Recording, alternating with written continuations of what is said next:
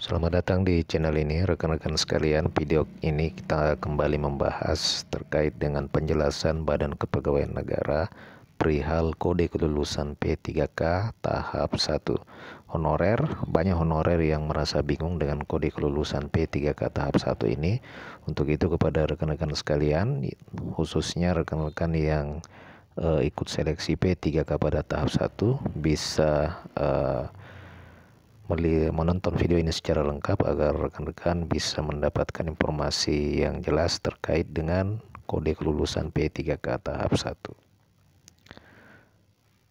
Rekan-rekan sekalian, banyak honorer database BKN yang merasa bingung dengan kode-kode terbaru di dalam pengumuman hasil kelulusan pegawai pemerintah dengan perjanjian kerja atau P3K tahap 1.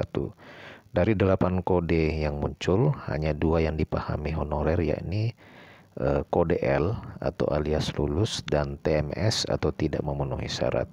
Seperti diketahui bersama, pengurus Forum Honorer K2 Tenaga Teknis Administrasi Provinsi Sulawesi Utara menyebutkan bahwa pihaknya merasa bingung membaca pengumuman dari Pemda, termasuk kode-kode honorer K2 yang kodenya R2-L.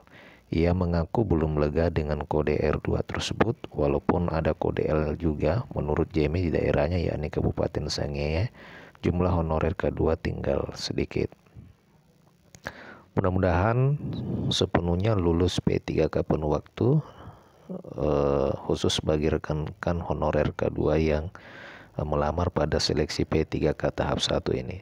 Sementara itu rekan-rekan sekalian, dari Badan Kepegawaian Negara melalui pelaksana tugas Kepala Biro Humas dan Hukum serta kerjasama BKN Muhammad Ridwan memberikan penjelasan agar honorer tidak bingung dengan kode-kode terbaru di dalam pengumuman hasil kelulusan P3K 2024 di tahap 1. Ia menyebutkan beberapa kode yang sesuai dengan Keputusan Menpan RB nomor 347 tahun 2024 yang dicantumkan pada pengumuman kelulusan P3K pada tahap 1 ini. Yang pertama kode L, artinya peserta lulus menurut Kep Menpan RB nomor 347 tahun 2024. Kemudian kode R2 adalah peserta ex honorer K2.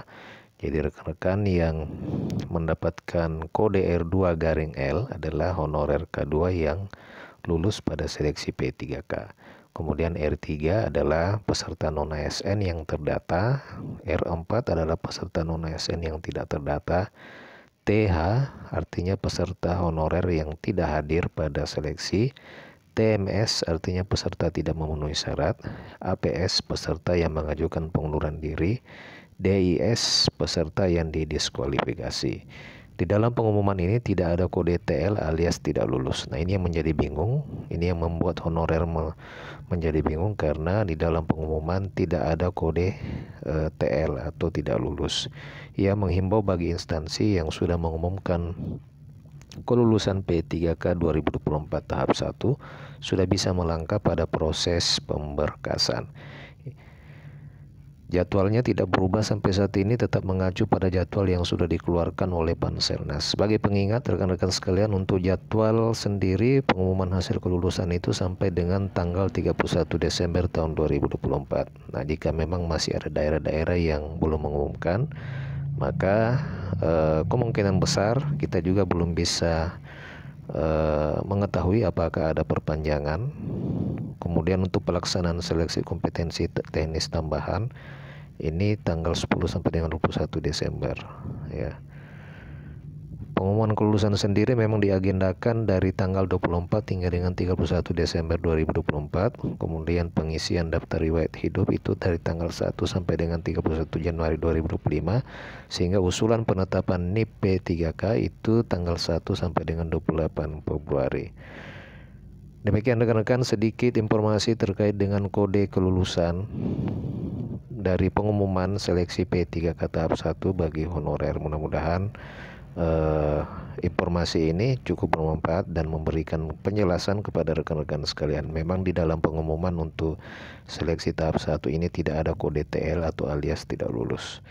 Demikian, terima kasih, sampai jumpa di video berikutnya.